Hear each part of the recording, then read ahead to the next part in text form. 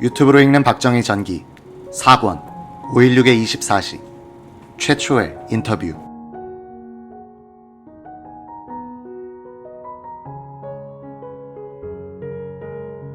맥그루더는 6월 2일 김종필과의 요담에서 후임 육군 참모총장 문제에 관심을 보였다. 본인의 추천을 받겠다는 겁니까?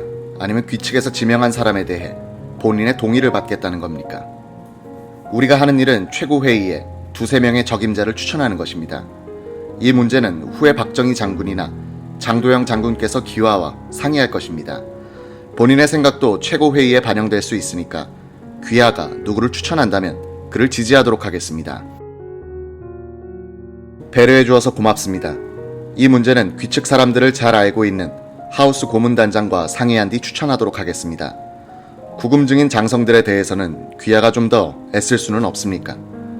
그들에 대해서 귀하보다도 더 걱정하시는 분이 바로 박정희 장군입니다. 이한림 장군과는 동기생이기 때문입니다. 귀하가 이렇게까지 우리 장성들을 배려해 주시니 감사합니다. 국가재건 최고회의의 실세인 14명의 분과위원회는 육사 8기 출신이 5명이었다. 행정분과위원회 오치성 대령, 내무회 박원빈 중령, 법무회 이석재 중령, 보건사회 길재호 중령, 최신 옥창호 중령. 이석재 중령은 기능이 정지된 헌법을 대체할 국가재건 비상조치법을 만들고 있었다. 여기서 문제의 핵심은 최고회의 의장, 내각수반, 국방장관, 육군참모총장을 겸직하고 있는 장도영의 처리였다.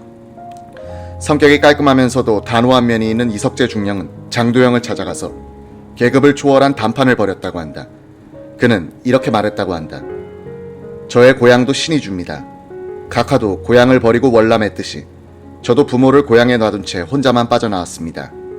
목숨 걸고 월남에 군인의 길로 들어섰다가 공산화를 막고 부강한 국가를 만들어보자고 혁명을 일으켰습니다.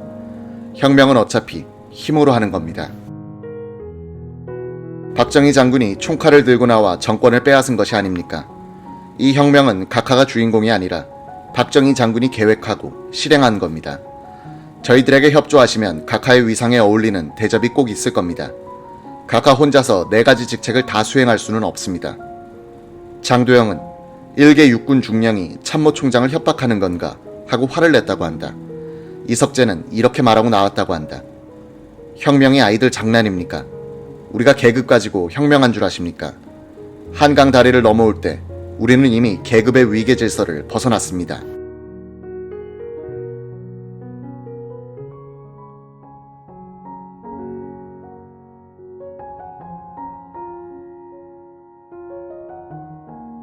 이석재는 비상조치법안에 최고회의 의장은 겸직할 수 없다고 못을 박은 뒤 국가재건 최고회의 법안에는 상임위원회의 의장은 부의장, 즉 박정희가 맡는다고 써놨다. 분과위원장으로 구성된 이 상임위원회가 사실상 최고회의의 실권을 장악하도록 되어 있으므로 이 법안이 통과되면 장도영은 실권을 놓치는 것이나 다름없었다. 이 당시 박정희와 김종필이 무슨 생각을 하고 있었는지는 두 사람의 법정 증언이 참고가 될 것이다. 장도영 일파에 대한 반혁명 사건 재판에서 증인으로 나선 박정희는 이런 진술을 했다. 장 총장의 태도가 애매하다고 해 젊은 장교들이 처치하자고 하는 것을 무마한다고 생땀을 뺐다. 젊은 장교들이 과격한 이야기를 하길래 혁명에도 의리가 있다. 처음부터 장 장군을 내세우자고 한 이상 그대로 해야 한다. 우리들이 장 장군을 잡아넣는다는 것은 있을 수 없다고 했더니 일부 장교들은 시종 반대했다. 김종필도 이런 요지의 증언을 했다. 문제준 대령이 장도영 장군을 가까운 시일 내에 제거하는 것이 좋겠다고 하기에 본인은 박 장군의 뜻이 그것이 아니란 것을 누누이 설명했다. 본인은 문 대령에게 그런 소리를 함부로 하면 혁명 주체 세력이 분열될 우려가 있다고 지적했다. 똑같은 이야기를 최명신 장군한테도 했다. 박 장군은 자신의 권한을 장 장군에게 다 드리고 장 장군 중심으로 혁명 과업을 수행하자고 주장해왔다. 어느 때인가 최고회의를 열고 있을 때 최고위원들이 장 장군이 너무 많은 직책과 권한을 갖고 있으므로 좀 덜어야 한다는 제의를 하자 박 장군은 노발대발했다.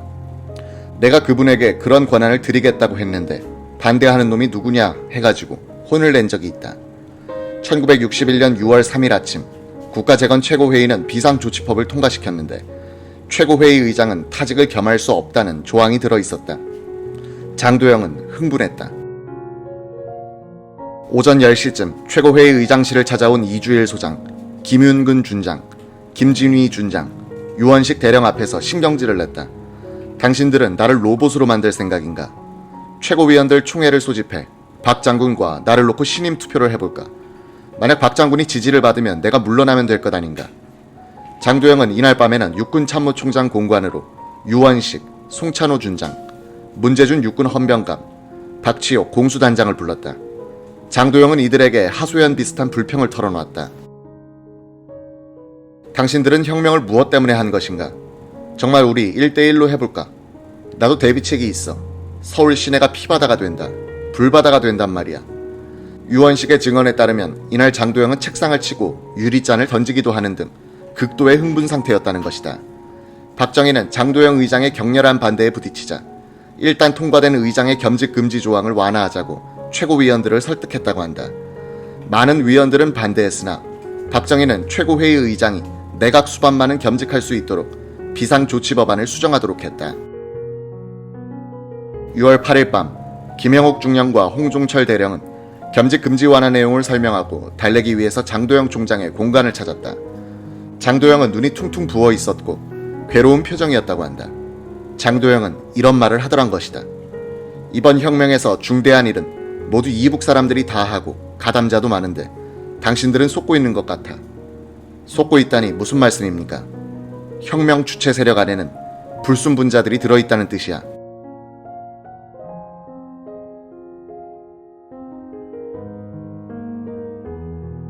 혁명 주체인 김영욱 중령과 홍종철 대령은 장도영 최고회의 의장과 같은 이북파였으나 장도영에 동조하지 않았다. 두 사람은 장도영을 찾아간 자리에서 의장과 내각 수반을 겸직할 수 있으면 됐지, 참모총장과 국방장관까지 겸직하려는 것은 무리다 라고 거듭 설득했다. 장도영은 단념하지 않고 최고위원들을 한 명씩 불러 육군 참모총장직을 계속 겸하고 싶다고 하소연했다. 이런 행동이 박정희, 김종필을 중심으로 한 혁명파에게는 자기 세력 구축 작업으로 비춰지고 있었다. 다시 박정희의 증언을 듣는다. 장도영 의장은 자신이 참모총장을 꼭 겸직해야 하겠다고 주장하면서 이주일 장군을 불러놓고 울기도 해 과거의 장 장군 모습은 찾아볼 수 없었다. 나는 장 장군을 만나서 내각 수반이 참모총장까지 겸해가지고서는 군을 바로잡기가 곤란하니 군의 안정을 위해서라도 적당한 사람에게 시키자고 했더니 장 장군은 박 장군 당신이 내각 수반을 하시오. 나는 참모총장으로 돌아가겠소라고 말했다. 심지어 장 장군은 최고위원들을 관사로 한 사람씩 불러 별별 소리를 다 하고 발악하면서 나와 1대1로 해보자고 선전포고를 했다고 들었다. 장도영은 설사 최고회의 의장 자리를 내놓더라도 육군 참모총장 자리는 고수하고 싶어 했다. 혁명 주체의 핵심인 문재준 대령이 보기에는 군사정권의 민정이양 시기를 금년 11월로 구상하고 있는 모양으로 그렇게 되면 민정이양 후에도 자기가 계속해서 참모총장을 할 생각이었던 모양이었다. 김종필은 이미 활동을 시작한 중앙정보부를 동원하여 6월 1일에 장도영의 측근인 김유란 전 대령 등 3명을 구속했다. 김 씨는 육사 5기 출신으로서 신의주 동중학교를 졸업한 장도영의 후배였다. 육사 5기인 그는 인천지구 첩보부대장으로 있을 때인 1960년 4월 모종의 사건으로 해서 파면됐다. 그는 민간인 신분으로 있으면서 민주당 쪽과 접촉, 장도영이 육군 참모총장으로 임명되도록 하는데 힘을 썼다고 한다. 학교 선배인 장도영이 최고회의 의장이 되자 김일환은 타임즈에 실린 박정희의 좌익 전력에 대해 발설하고 다니면서 장도영을 밀어줄 인맥을 구축하다가 6월 초 김종필의 지시로 구속됐다. 혐의는 반혁명 음모. 김종필은 중앙정보부 조직안에 대해서 장도영이 결재를 미룰 때 장도영이 김일환 같은 사람들을 정보부에 심으려고 한다는 판단을 해 일종의 선제 공격을 한 것이다. 장도영은 박정희를 불러 그 사람들을 구속하는 것은 나를 구속하는 것과 같으니 내 얼굴을 봐서 풀어달라고 하여 김일환 등은 3일 뒤 석방됐다. 김종필은 김일환과 정보국에서 함께 근무해서 그를 잘 알고 있었다. 그에 대해서 대단한 추진력을 가진 인물이라고 평했다. 그만큼 큰 위협을 느끼고 있었을지도 모른다. 김일환 구속 사건은 박정희와 장도영을 더욱 멀리 갈라놓는 단초가 된다. 김일환 등은 석방된 뒤에도 박정희 세력이 장도영 장군을 거세하려고 한다는 불평을 하고 다닌 혐의로 또 구속돼 재판에 넘겨졌다. 박정희의 법정 증언. 장도영이 참모총장직을 놓으면 허수아비가 될 염려가 있다.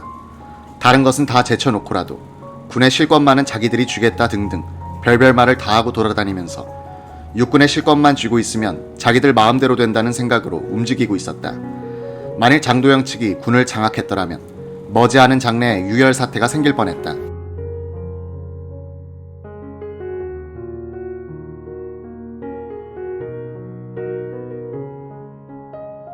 군 상층부에서 권력투쟁의 양상이 보이기 시작할 때인 6월 3일 오후 4시부터 1시간 30분 동안 박정희 부의장은 대구 매일신문, 서울분실, 정경원 기자와 단독 회견을 가졌다.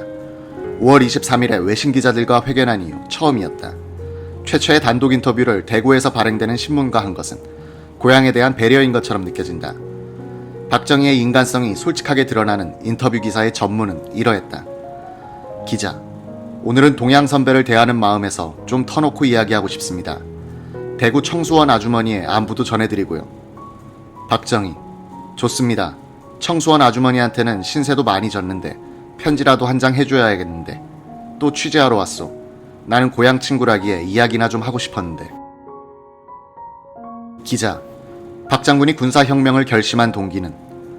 박정희, 과거 25년간의 군인 생활을 통해서 나는 누구보다도 군이 정치에 관여해서는 안 된다고 주장해왔습니다. 그런데 기성 정치인들에게 정치를 맡겨놓으니까 꼭 망할 것만 같았어요. 아 그래, 국가 민족이 망해가는 판에 군이라고 정치에 불관여한다는 원칙만을 고집할 수 있겠소. 그래서 최후 수단을 쓴 것뿐입니다. 기자, 이 정권 하에서도 군사혁명의 기운이 있었다는데 이번 5.16 혁명에 직접적 동기를 좀. 박정희, 하기야 이승만 정권 때도 3.15 부정선거를 계기로 흥분한 일부 영관급 장교단이 들고 나서려고 했는데 아시다시피 4.19 혁명이 일어나 학생들에게 맡긴 셈이죠. 그건 그렇다 하고 이번 군사혁명의 직접적인 동기야 여러분이 다 아시다시피 장 정권이 국민의 뜨거운 염원을 팽개치고 무능과 부패로 일관해 도저히 그들로서는 긴박한 위기를 타개할 힘이 없다고 단정했기 때문입니다. 첫째, 국민을 기아로 몰아넣은 그들의 무능도 무능이려니와 장면씨의 리더십이란 게 말이 아니었거든요. 사실 혁명 구호에도 있지만 이북 공산당의 간접 침략은 눈에 보일 정도였고 부패와 무능으로 인한 경제 파탄은 결국 국민을 극도의 불안과 부황증으로까지 몰아넣지 않았소. 이래가지고야 군대인들 안심하고 국토 방해에만 전념할 수 있었겠소. 아닌 게 아니라 이러다간 1년 후에는 공산주의가 시골 농촌까지 침투할 것이라고 나는 분명히 판단했소. 기자, 간접 침략을 분쇄하자는 혁명 구호를 내걸 만큼 장 정권은 반공에 무력했던가요? 박정희, 무력 정도가 아닙니다. 놀라지 마시오. 망할 놈들. 이번에 조사해봤더니 붉은 마수는 이미 장 정권의 장관급까지 뻗치지 않았겠소. 기자, 아니 그게 정말입니까? 박정희, 그 선우종원이란 놈하고 김영선, 김선태 같은 자가 일본의 조총련을 통해서 공산당의 지령과 공작금을 받은 사실이 드러났으니 더 말해서 뭐하겠소. 더구나 선우란 놈은 간첩임을 자백하고 목숨만 살려달라고 애원했어. 이따위 놈들이 정권을 맡았으니 백성이 살게 모여. 2, 3일 후에는 사건 전모를 공표하겠지만 그 밖에도 나는 감투와 돈과 이권의 눈알이 뒤집힌 그들의 흑막을 낱낱이 천하에 공개할 방침이요. 박정희가 말한 반공검사 출신 선우종원 씨 관련 간첩 사건은 조작된 것으로 판명된다.